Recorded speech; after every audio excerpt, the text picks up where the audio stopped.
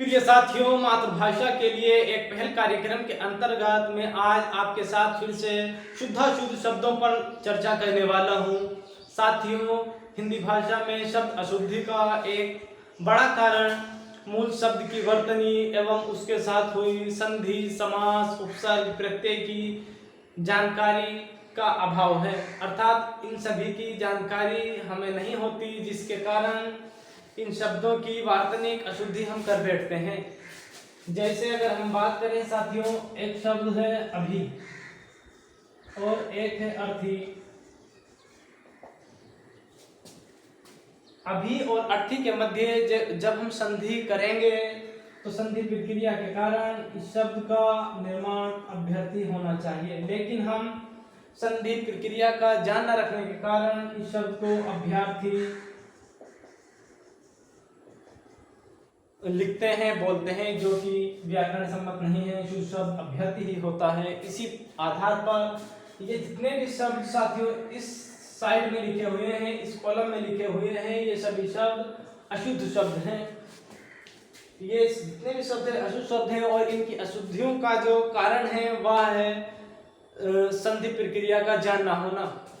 इन सभी शब्दों में जो संधि लगनी चाहिए थी वह थी नलोप व्यंजन संधि। अर्थात नलोप व्यंजन संधि की परिभाषा यह है कि संस्कृत में कुछ ऐसे मूल शब्द होते हैं जिनके अंत में ना होता है। जैसे पक्षिण, इसके अंत में साथियों ना है, अर्थात हलंत युक्त ना। तो इस शब्द का, इस मूल शब्द का जब हम किसी शब्द के साथ संधि करेंगे तो इस ना का लोप हो जाएगा। इसी आधार पर इसको नालोप व्यंजन संधि कहते हैं। नालोप व्यंजन संधि अर्थात ना का लोप। तो साथियों, ये जितने भी शब्द हैं अशुद्ध शब्द हैं, तो मैं आपको इन शब्दों को लिखकर इनकी व्युत्पत्ति बताना चाहता हूँ।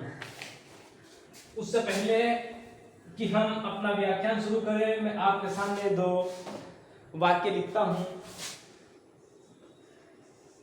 पक्षी आकाश में उड़ रहा है।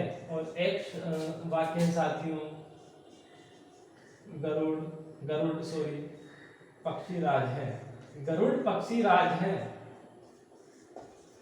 साथियों, अगर हम केवल पक्षी शब्द की ही बात करें तो इस वाक्य में पक्षी शब्द शुद्धतम रूप में लिखा हुआ है।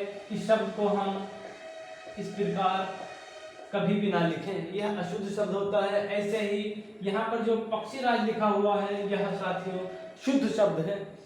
भले ही यहाँ पर पक्षी इस प्रकार से लिखा जाता है, लेकिन पक्षी राज इस प्रकार से ही शुद्ध होगा। इसका कारण है नलोप व्यंजन संधि, जिसको मैं आपको बताने जा रहा हूँ। अगर हम पक्षी को पक्षी राज लिखेंगे तो यह असंगत शब्द है, यह वार्तनिक दृष्टि से असंगत शब्द होगा।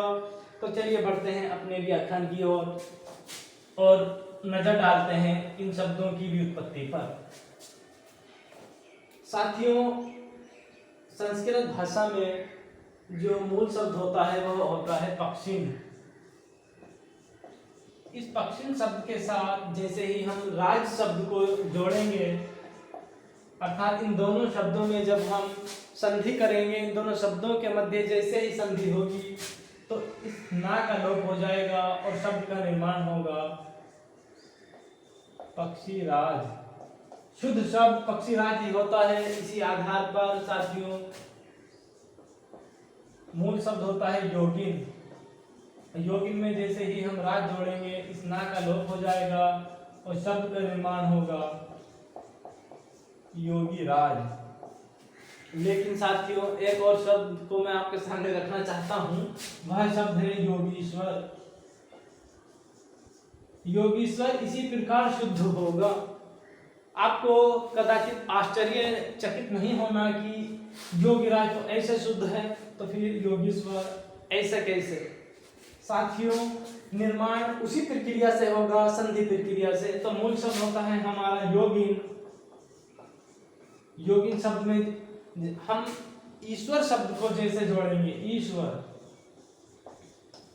तो सबसे पहले ना का लोप हुआ। ना का लोप होने के बाद शब्द बचा हमारा योगी और यहाँ हुआ हमारा ईश्वर। तो गा में हमारी यहाँ ह्रस्व ई और यहाँ पर दीर्घ ई, दीर्घ स्वर संधि के कारण इसका हो जाएगा दीर्घ ई, तो शब्द बनेगा योगीश्वर। शुद्ध शब्द योगीश्वर होता है, ना कि योगेश्वर। योगीश्वर अपने आप में शुद्ध है, योगीराज भी शुद्ध है और योगी इस प्रकार भी शुद्ध है। अगर केवल हम योगी को लिखे तो योगी इस प्रकार होगा, जो कि हमारा यह लिखा हुआ है। ये जितने भी शब्द यहाँ लिखे हुए हैं साथियों, इस एरो के बाद ये सभी शब्द शुद्ध हैं, ये अशुद्ध है। और इधर जो मैं आपको लिखकर बता रहा हूँ इनकी व्युत्पत्ति के बारे में, तो आपको ध्यान देना है। बहुत ही महत्वपूर्ण व्याख्यान होने वाला है साथियों ये। ऐसे ही साथियों एक शब्द होता है स्वामी भक्त, यह भी अशुद्ध शब्द है। मूल शब्द होता है स्वामीन। स्वामीन में जैसे ही हम भक्त जोड़ेंगे अर्थात स्वामी का भक्त, तो स्ना लोप व्यंजन संधि के कारण स्ना का लोप हो जाएगा और शुद्ध शब्द होगा स्वामी भक्त। ऐसे ही साथियों मंत्रिमंडल, यह मंत्रिमंडल अशुद्ध शब्द है। आपने समाचार पत्रों में काफी बार देखा होगा कि यह जो शब्द है मंत्रिमंडल इसी प्रकार से लिखा हुआ देखा जाता है, लेकिन यह अशुद्ध शब्द है। इसका शुद्ध रूप होता है मंत्रिमंडल। इस शब्द का निर्माण इन्हीं पैटर्न से हुआ है जिन शब्दों का मैंने आपके सामने व्युत्पत्ति बताई है। अर्थात मूल शब्द होता है मंत्री और मंडल, स्ना का लोप हो जाने के कारण शब्द बचा इधर मंत्री और मंडल, तो शुद्ध शब्द होगा मंत्रिमंडल। ऐसे ही एक शब्द होता है मंत्री परिषद और एक शब्द होता है मंत्रीवर्ग, मंत्रीगण अर्थात मंत्री लोग। तो ये जितना ये भी सब शुद्ध, ये भी शुद्ध, ये भी शुद्ध और ये भी शुद्ध, यह शब्द वास्तविक दृष्टि से अशुद्ध है। ऐसे ही साथियों रोगीचर्या, रोगिन में हम जैसे ही चर्या शब्द को जोड़ेंगे तो शुद्ध शब्द होगा रोगीचर्या। ऐसे ही आत्महत्या शब्द साथियों शुद्ध शब्द होता है मूल, अर्थात जो हमारा मूल शब्द होता है संस्कृत में वह होता है आत्मन, और आत्मन में जैसे ही हम हत्या शब्द को जोड़ेंगे तो इस ना का लोप हो जाने के कारण शब्द बनेगा आत्महत्या। साथियों आत्मन से आत्मा तो हमारा शुद्ध है, हमें आत्मा के साथ अर्थात ये जो हमने आत्महत्या लिखा है अशुद्ध है। आत्मा तो अपने आप में शुद्ध होता है, लेकिन आत्महत्या इसी प्रकार से होगा। ऐसे ही आत्मविश्वास शब्द होता है साथियों, आत्मन में जैसे ही हम विश्वास को जोड़ेंगे तो शुद्ध शब्द बनेगा आत्मविश्वास, अर्थात इस ना का लोप हो जाने के कारण शुद्ध शब्द का निर्माण होगा आत्मविश्वास। ऐसे ही और शब्दों के बारे में साथियों देखते हैं। एक शब्द होता है साथियों विद्यार्थी। विद्यार्थी आपने इसी रूप में पढ़ा होगा साथियों। ये विद्यार्थी शब्द वार्तनिक दृष्टि से बिल्कुल शुद्ध शब्द है, लेकिन इसको जैसे ही हम संधि प्रक्रिया में लाना चाहेंगे तो संधि प्रक्रिया, चूंकि मैंने आपको पहले ही बताया है कि संधि प्रक्रिया मूल शब्द के मध्य होती है, तो मूल शब्द विद्यार्थी का होता है साथियों विद्यार्थी। अर्थात जैसे ही हम विद्यार्थी यहाँ पर लिखेंगे और इसके साथ परिषद जोड़ेंगे। एक बात और बता देना चाहता हूँ, परिषद ऐसे अगर हम लिखेंगे परिषद तो यह अशुद्ध शब्द है। शुद्ध शब्द इस प्रकार होगा परिषद, अर्थात जो दा होगा वो हमारा हलंत युक्त होगा, अर्थात दा के नीचे हलंत जरूर आएगा, तो शुद्ध शब्द होगा परिषद। नालोकेंद्र संधि के कारण स्ना का लोप हो जाने के कारण शुद्ध शब्द होगा विद्यार्थी परिषद। साथियों इसी पैटर्न पर ये सभी शब्द गलत हैं, अर्थात इन शब्दों का शुद्ध रूप मैं आपको बताते चल रहा हूँ। तो युवा वर्ग को मैंने शायद आपको इससे पहली वीडियो में जरूर बताया होगा और मेरा ध्यान आ रहा है कि मैंने बताया है, लेकिन आपके सामने इस शब्द की व्युत्पत्ति बता देना चाहता हूँ।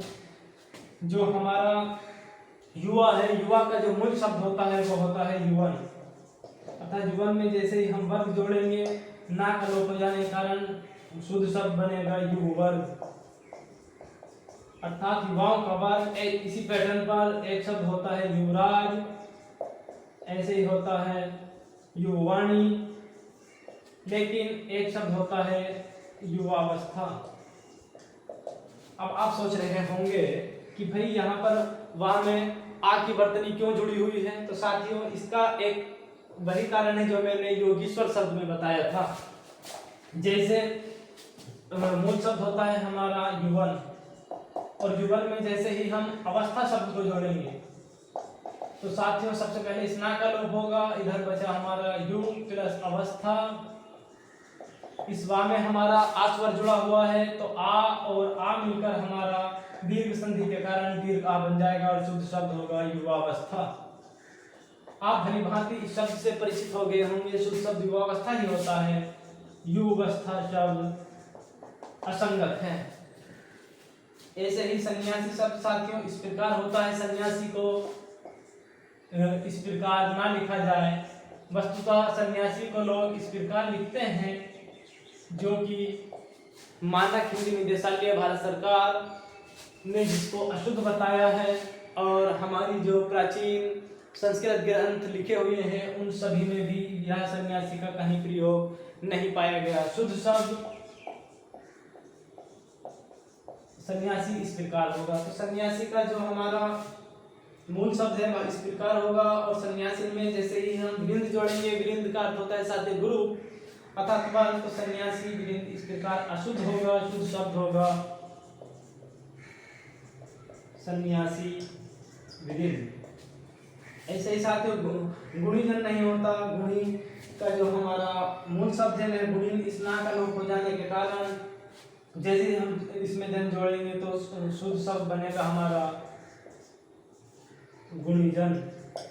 ऐसे ही साथियों प्राणी, प्राणी मूल शब्द होता है प्राणी भी, प्राणी शब्द भी शुद्ध है, प्राणी भी शुद्ध है, लेकिन प्राणी शाक्त अशुद्ध शब्द है।